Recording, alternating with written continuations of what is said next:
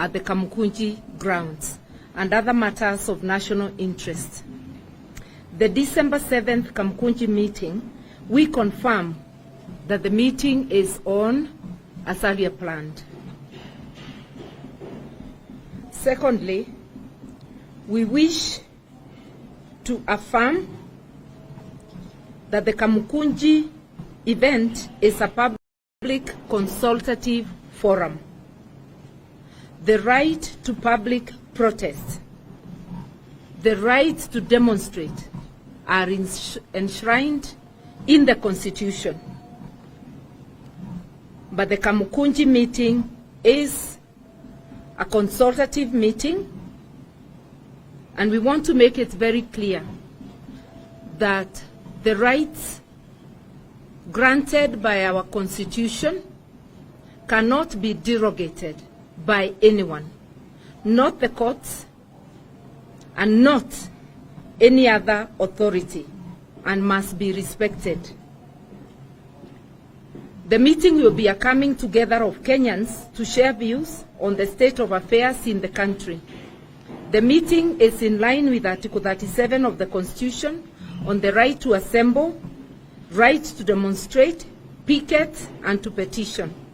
Under this article, every person has the right to peaceably and unarmed to assemble, to demonstrate, to picket, and present petitions to public authorities. This is what we will be doing on the 7th.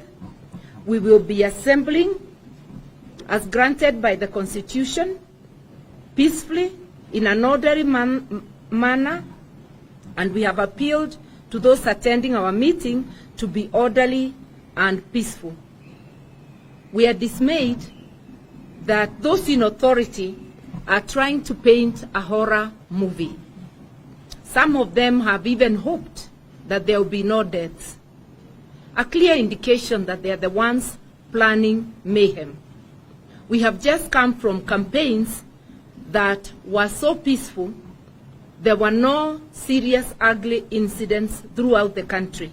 Where on earth would they get the idea that a public meeting will be unruly?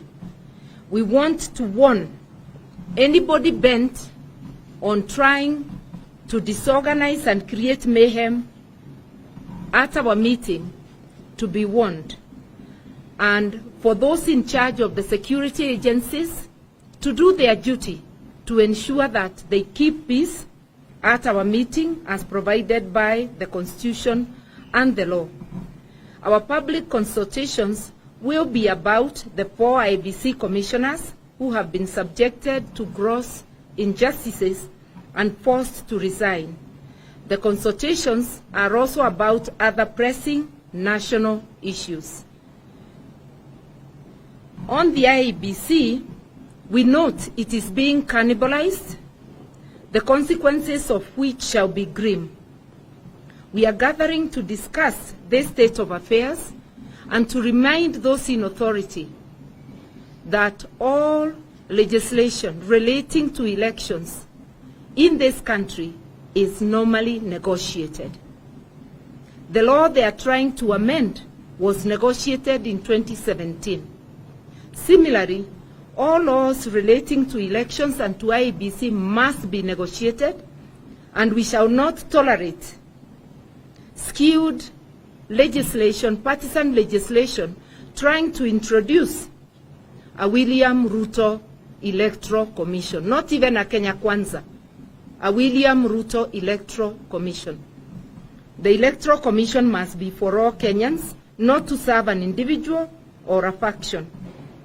An area of grim concern to us, which we intend to deliberate on, is the cannibalization and politicization of the public service, the skewed appointments which we have noticed, and we regard the public service as the foundation of our nation.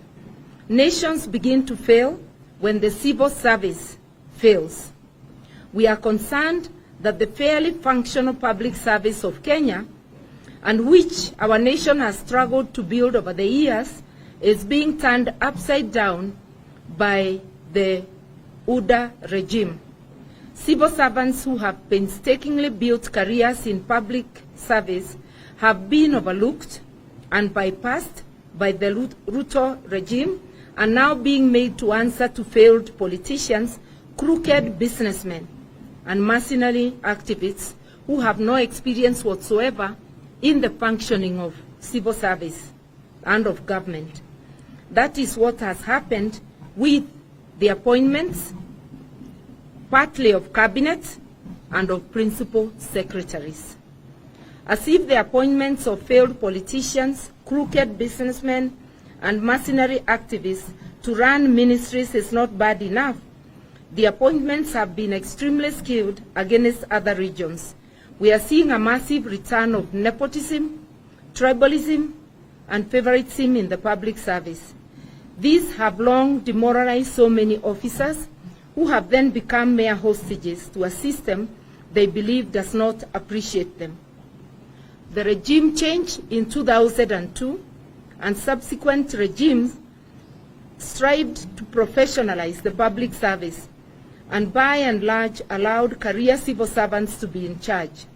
Now, Ruto has turned that upside down. The result is going to be a host of frustrated officers who stay on just to secure pension and who turn to other ways to supplement income. We have always, as a nation, given our civil servants the assurance that if they work hard, maintain a clean record, exercise discipline, nothing will stand between them and rising to the top. Ruto has betrayed them. When a failed politician or mercenary or party activist is suddenly imposed on senior civil servants, like directors and senior assistant secretaries who are looking forward to advancing their careers in public service, we cannot expect such officers to continue being committed to their jobs and to give our nation their all. We want our public service to attract and retain men and women of quality. Public service must have the pace of Kenya.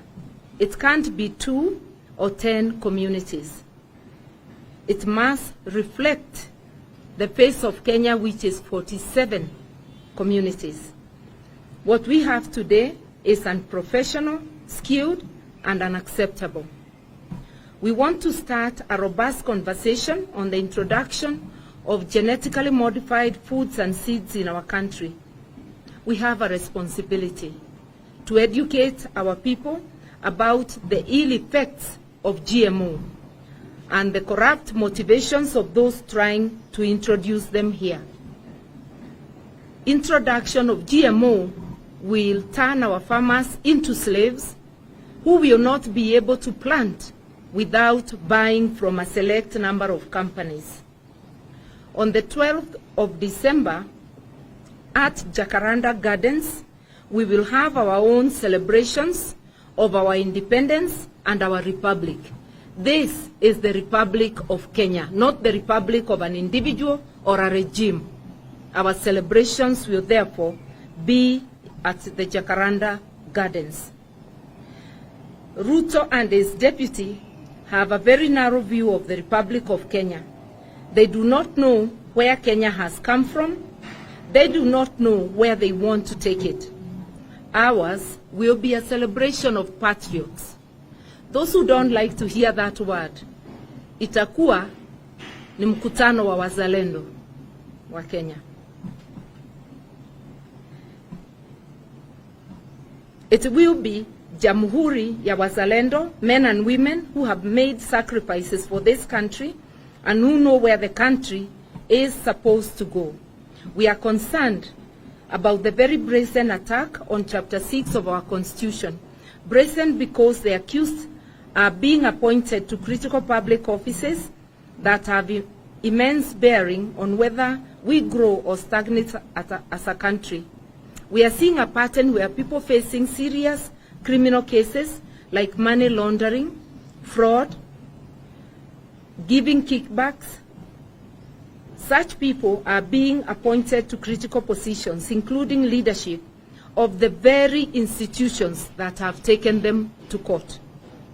Ruto is slowly imposing a mafia state on Kenya. This reign by gangsters is scary and unnerving. It has never been seen in Kenya, even during our past bad days. It has been said jokingly in the past, whereas other countries have a mafia, in Kenya, mafia have a country. This is now officially true. It is clear that despite the outrage of the people of Kenya over the criminal backgrounds of most of the people being appointed to critical public service positions and to government, between the appointees and the president, they are as thick as thieves. Thank you.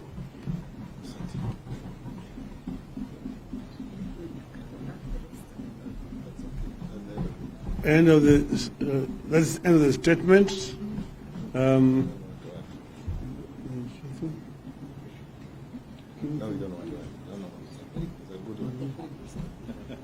Does David say something here? Haya. Sasa habari yenu? Now, the most important thing we are trying to pass a message is that Kenyans should not sit back and watch as the country goes down to the dogs. These so-called new kids on the block have been in government. There's nothing new.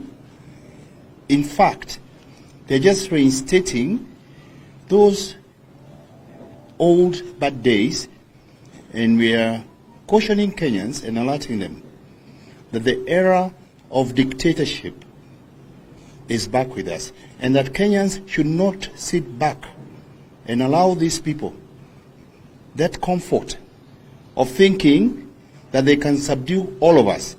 We will not let that happen, and we are going to engage them because that is what is right for this country. Asanteni sana.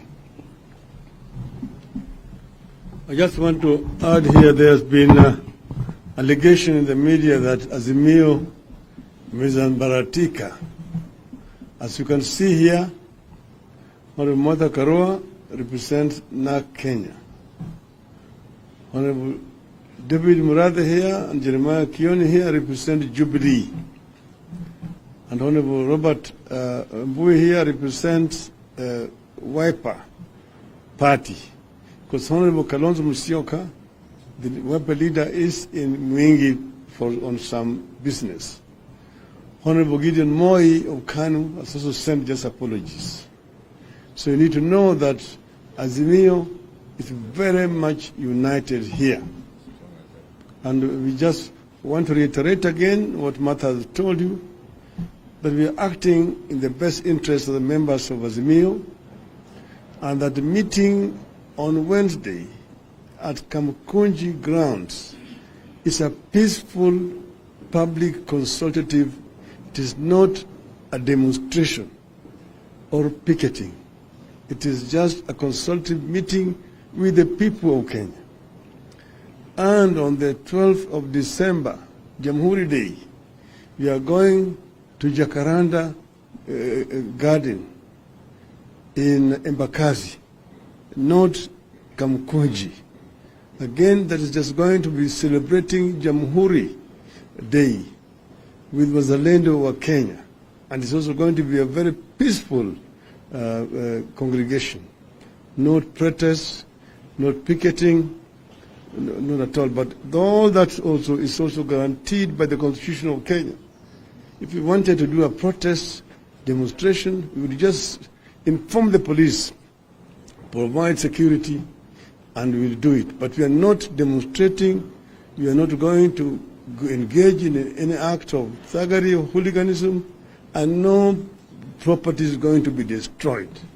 We urge the government not to use an excuse to bring thugs there to try to disrupt this function. Thank you.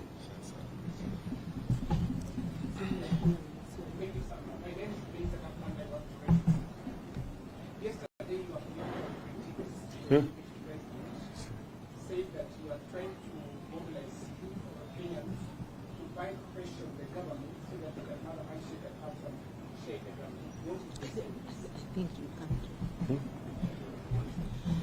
You surely do not expect our leader to be responding to everybody who says something unfounded.